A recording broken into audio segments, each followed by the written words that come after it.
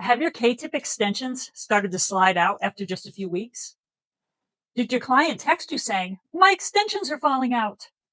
The first reaction is usually to blame the hair or the stylist or the client.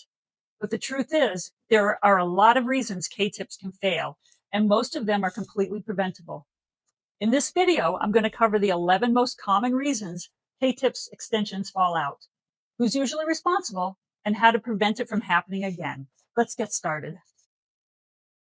Number one of the biggest causes of slippage happens before you even install the extensions. If there's oil, conditioner, dry shampoo, or styling products on the hair, the keratin can't properly bond to the hair shaft. The hair should be freshly shampooed with no conditioner near the roots. Number two, the keratin has to melt completely so it mixes into the client's hair. If it's only softened enough to wrap around the hair like a sleeve, it doesn't actually grip the hair very well. Those extensions are likely to slide out. Number three, your iron isn't hot enough. Here's a simple clue. If you're getting lots of long, stringy keratin threads when you pull the iron away, your tool may not be reaching the proper temperature. Without enough heat, the keratin never fully melts. Always verify your iron is heating correctly. Number four, everyone wants thick, beautiful hair, but fine hair has its limits. If the extension is heavier than what the client's natural hair can support, eventually the client's own hair may be pulled out from the roots. Microbonds or half bonds are often a much better choice. Number five, longer hair means more weight. Even an 18-inch extension can be too much for some clients. Sometimes even 14 inches pushes the limit with very fine hair. Choosing the proper length protects the client's hair. Keep watching for 6 more reasons for hair extensions to slip. This video is brought to you by Vision Select Premium K-Tip Hair Extensions. Number 6. K-tips shouldn't be installed too close to the scalp or at an awkward angle. Too much tension places constant stress on the follicle. Over time, the client's own hair can be pulled out. Comfort is a good indicator. If the client complains of pain after the first couple of days, something may need to be adjusted. Number 7.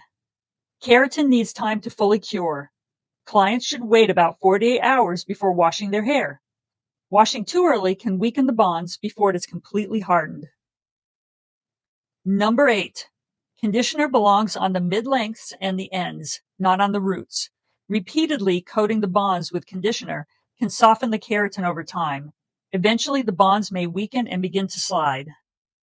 Number 9. This is one that's often overlooked. Always dry the roots after washing. The rest of the hair can air dry if desired, but never wash your hair, put it into a bun, or go to bed while it's still wet.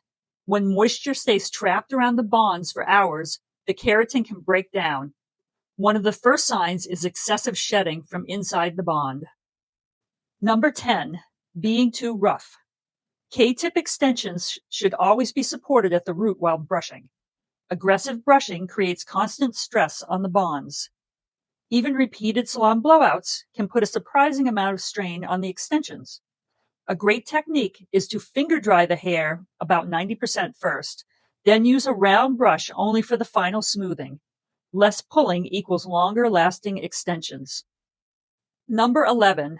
Leaving them in too long. This is one of the easiest problems to avoid. The longer extensions stay in, the more leverage they create. That means more pulling and more natural shedding trapped inside the bond. As a general guideline, fine hair should be in for about 3 months, average hair about 4 months, and thick, healthy hair up to 5 months. Don't wait until they're hanging inches away from your scalp. When K-tips fall out, it's tempting to point fingers, but usually there's a reason. Sometimes it's installation, sometimes it's aftercare, sometimes it's simply choosing extensions that are too long or too heavy for the client's hair. The good news is that nearly every one of these problems can be prevented with proper application, realistic expectations, and good home care. If you found this video helpful, give it a thumbs up and subscribe for more professional K-tip education. If you've experienced K-tips sliding out, let me know in the comments what caused it. Your experience might help other stylists avoid the same problem.